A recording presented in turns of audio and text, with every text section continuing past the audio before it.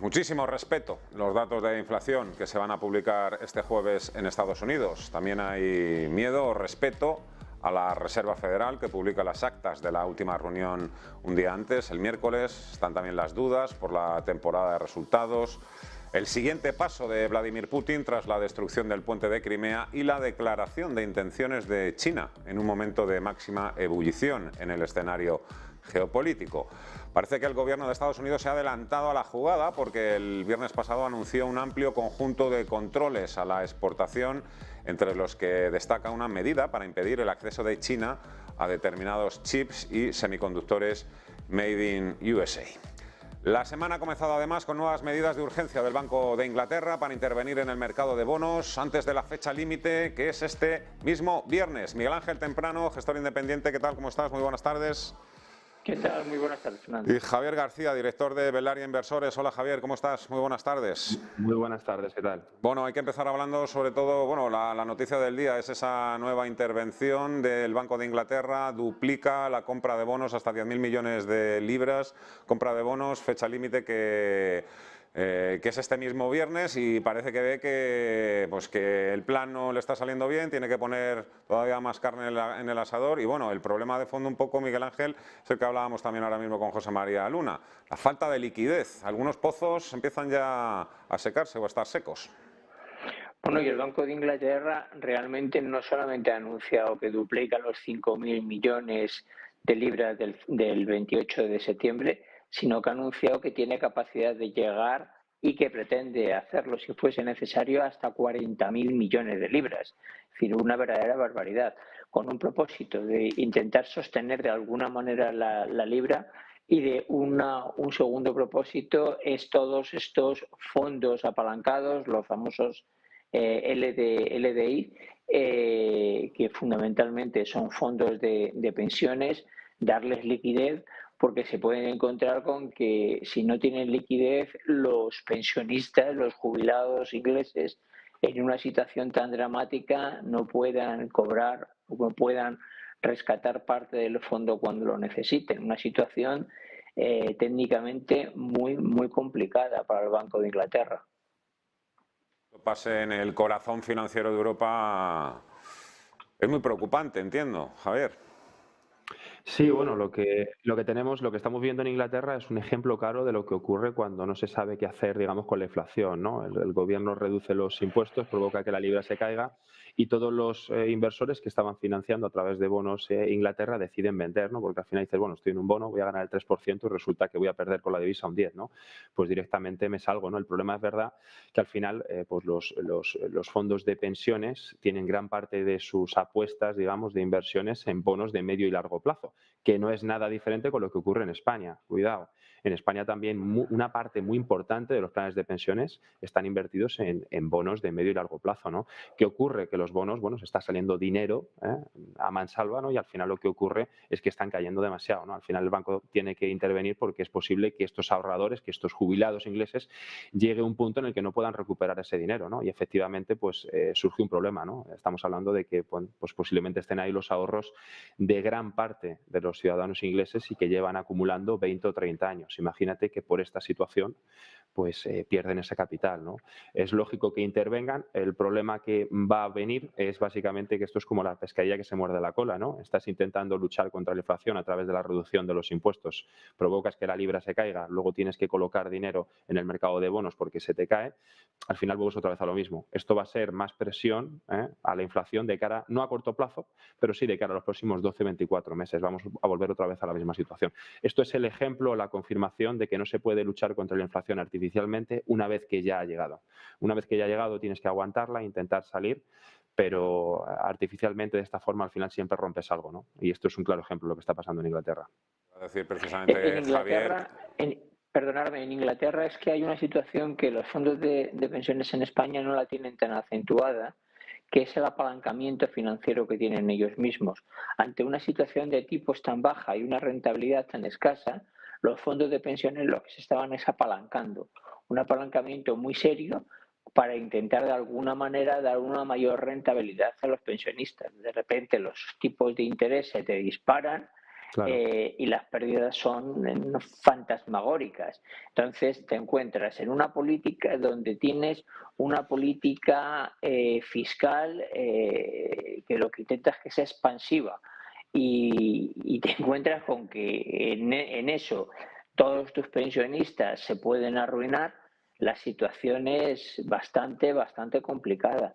Yo creo que la diferencia en España radica en el nivel de apalancamiento que tienen los fondos ingleses, los LDIs, los Liability Drive Investment. Es decir, es que lo preocupante es esa falta de liquidez en el mercado de bonos en Reino Unido. Quién sabe si podría saltar también a otros países europeos. Va a decir que lo tranquilizador es que los bancos centrales rápidamente salen al quite, actúan. Bueno, en el caso del Banco de Inglaterra le costó un poco, pero bueno, ahí está interviniendo, aunque como dice también Javier, esto es un poco la pescadilla que se muerde la cola, ¿no? Subo los tipos de interés y al mismo tiempo compro bonos, por lo comido por lo servido. La inflación va a continuar por encima del 10%, incluso puede seguir subiendo, pero a priori parece que un poco que es la opción menos mala intervenir en el mercado, un poco de urgencia, claro, pues si no sé, que se nos viene todo el castillo abajo, ¿eh?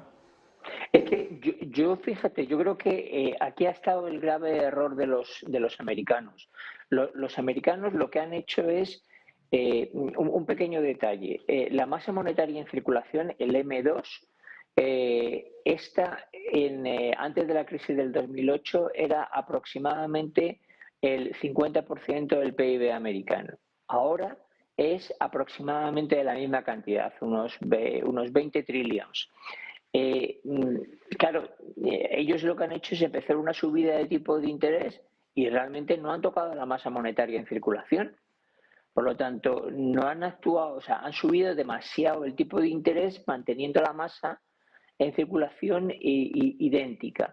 Yo creo que lo que intentó inicialmente el Banco de Inglaterra es, oye, lo que no podemos hacer es que si la política fiscal es intentar que la gente tenga más renta disponible, ahora le subo los tipos de interés y esa nueva renta disponible o ese exceso se lo quito vía pago de hipotecas, porque le subo las hipotecas. Y lo intentó y se encontró con que antes de hacer otra cosa ya le habían pegado el primer palo. Y en lugar de en reducir la masa monetaria en circulación, que sería la herramienta que le quedasen a ellos en lugar de subir el tipo de interés, pues no ha podido y lo que ha hecho es incrementarla. Es decir, que la situación es cuando menos grotesca, además de muy preocupante. La historia se encargará de juzgar este cúmulo de errores de los bancos centrales. Es evidente que han fallado las proyecciones, los pronósticos. Bueno, vemos que el Banco de Inglaterra interviene cuando algo se rompe. En principio es también lo que están esperando muchos en el caso de Estados Unidos, que algo termine por romperse y la Reserva Federal no le quede más remedio que apretar el freno. Ya vimos que el viernes pasado el mercado laboral continúa siendo fuerte, sólido.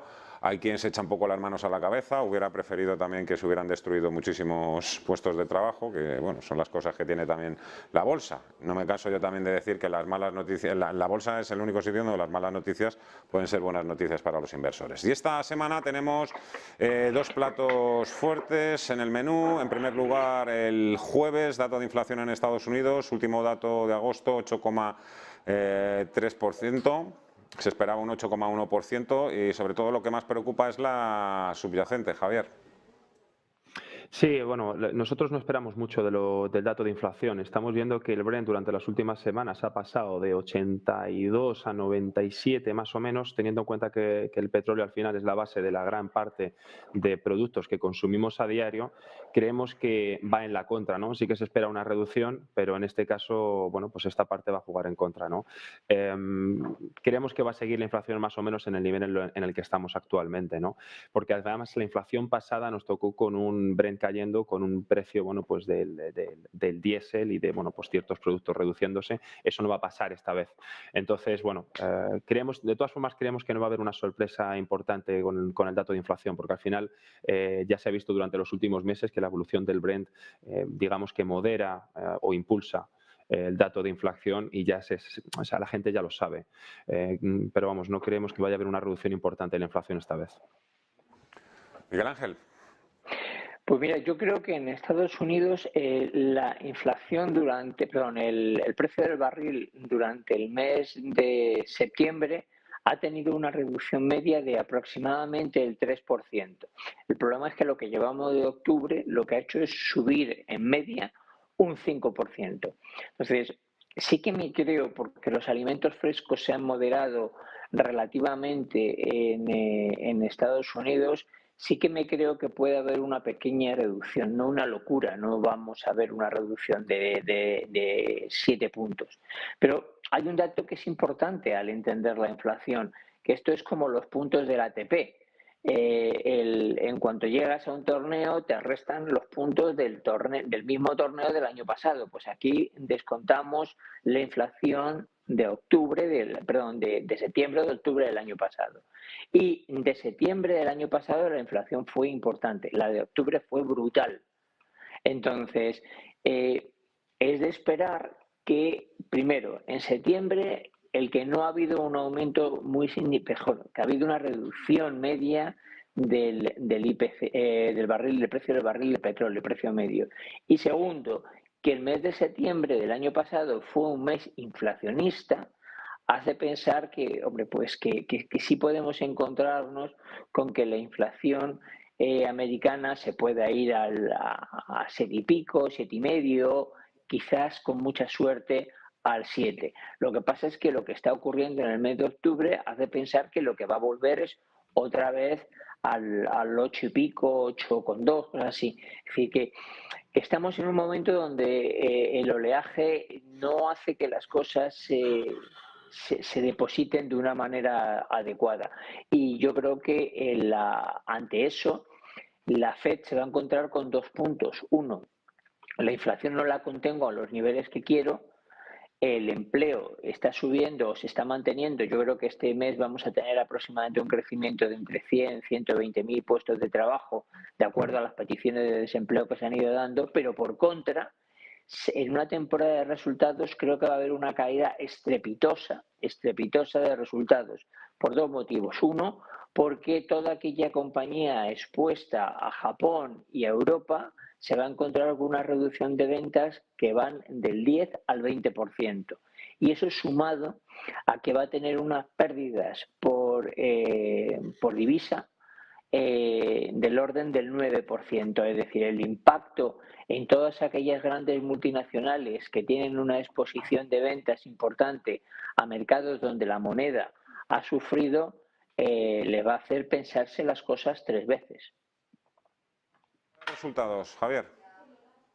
Bueno, según Fidelity subió un análisis hace poco en el que estima que el beneficio por acción de las empresas americanas va a caer un 7%, efectivamente, como dice Miguel, en parte impulsado por el aumento del dólar, ¿no? La subida del dólar, que ha sido bueno, pues prácticamente desde el 15-17% frente al euro, está haciendo o va a hacer que las empresas americanas facturen menos, ¿no? Por tanto, se está esperando ya los resultados una caída del beneficio por acción del 7%, ¿no? Con respecto a los beneficios, es muy importante, y hablo ya a medio y largo plazo, a 12-24 meses, de tener en cuenta la inflación. Cuando ha habido periodos inflacionarios altos, las empresas han ingresado más, no porque la economía vaya mejor, sino porque bueno, pues los precios de los productos pues los van ajustando a la inflación y por tanto terminan ingresando más. Eso es lo que ha venido ocurriendo durante bueno, pues toda la historia económica, ¿no? Hay un punto muy importante con respecto a los beneficios y es que bueno, pues hay muchas personas que están esperando a que los beneficios hagan suelo y comiencen a subir para empezar a invertir, ¿no? La bolsa siempre, durante toda la historia, ha descontado previamente lo que pasa en el futuro, ¿no?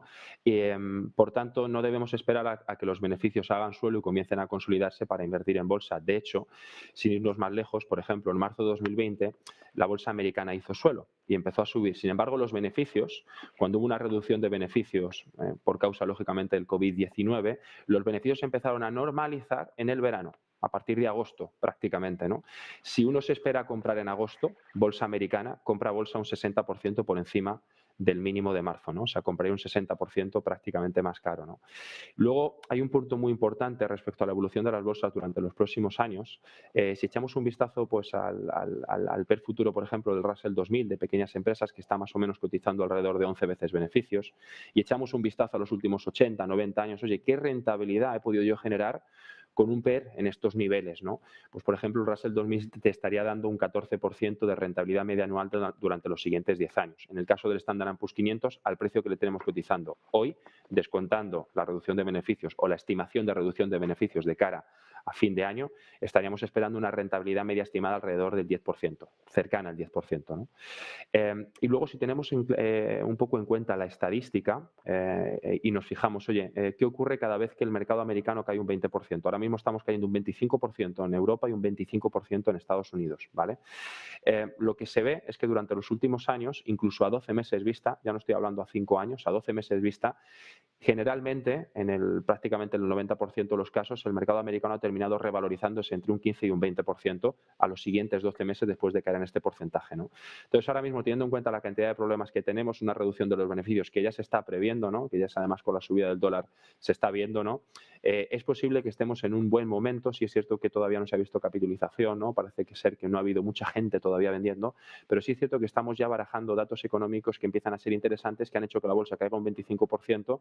Y bueno, si nos fijamos en la última salida de resultados del último trimestre, que lo comentábamos aquí, nosotros decíamos que iba a haber más sorpresas positivas que negativas, y así fue, ¿no? Se hizo una estimación demasiado pesimista de los resultados de las compañías y finalmente no fue tan pesimista. Parece que esta vez vamos por un camino similar. Se han vuelto a prever reducciones de beneficios. Habrá reducciones de beneficios porque, lógicamente, la subida de tipos de interés afecta, pero cuidado porque tal vez no son tanto como se esperan. ¿Qué pasa? Sí, Miguel Ángel.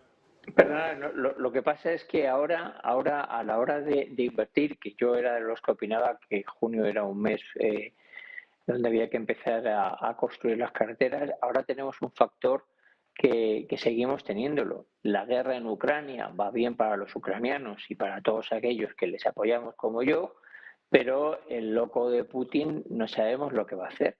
El que Biden haya dicho lo que ha dicho, me imagino que no ha sido el calentón de un día.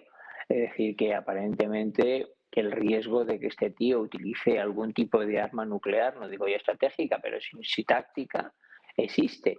Si ese tipo de cosas ocurre en la economía y fundamentalmente en los mercados, va a ser una hecatombe.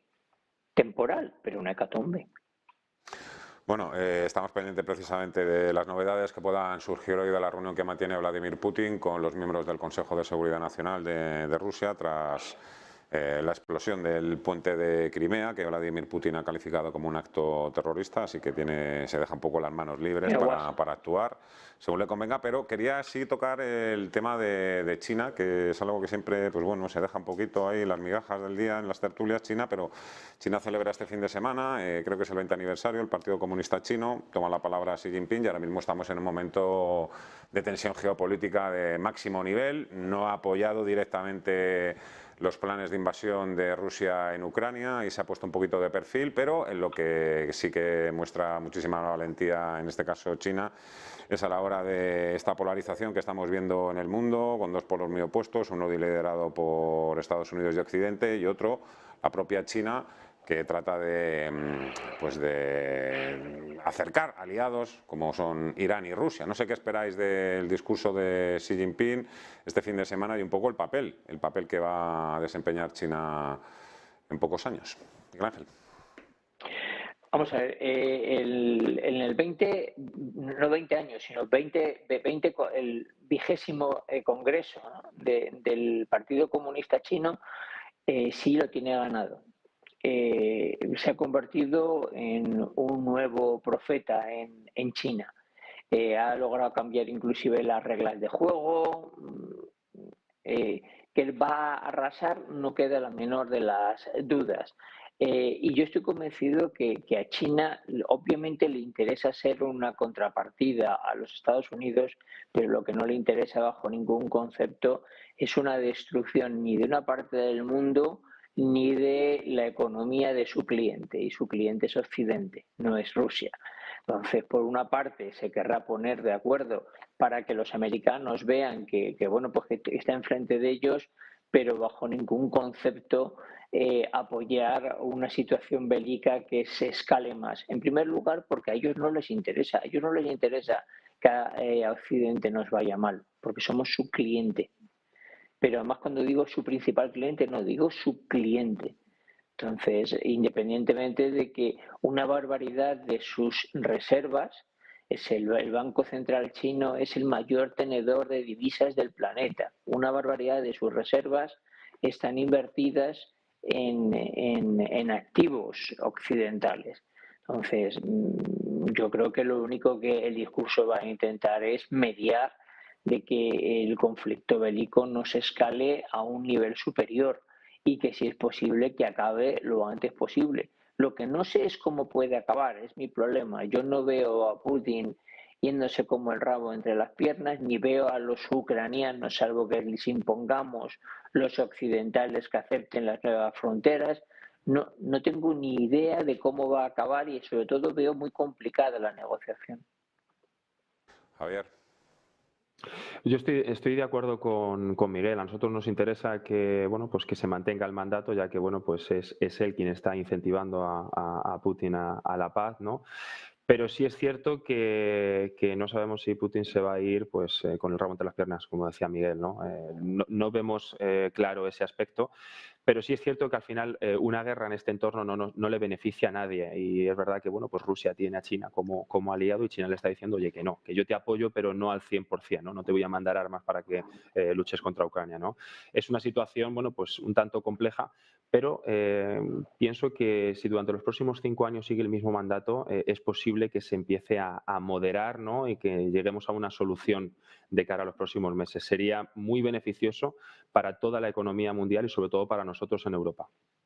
Habrá que estar muy atentos al juego de palabras y sobre todo a leer también entre líneas el discurso de este fin de semana del presidente chino, de Xi Jinping. Miguel Ángel Temprano, Javier García, ha sido un placer como siempre. Muchas gracias a los dos. Igualmente. Que paséis buena semana. Hasta la próxima. Igualmente. Fuerte abrazo. 12:47 de la tarde. Tenemos que hacer una breve pausa. Enseguida estamos de vuelta. Nos quedan todavía los gráficos, comentar la jornada, estas jugadas. Lo que pasa es que también parece que aquí se va a mover poco, casi nada el mercado hasta el próximo jueves, que es cuando se publica ese dato de IPC en Estados Unidos y arranca también oficialmente la temporada de resultados en Estados Unidos.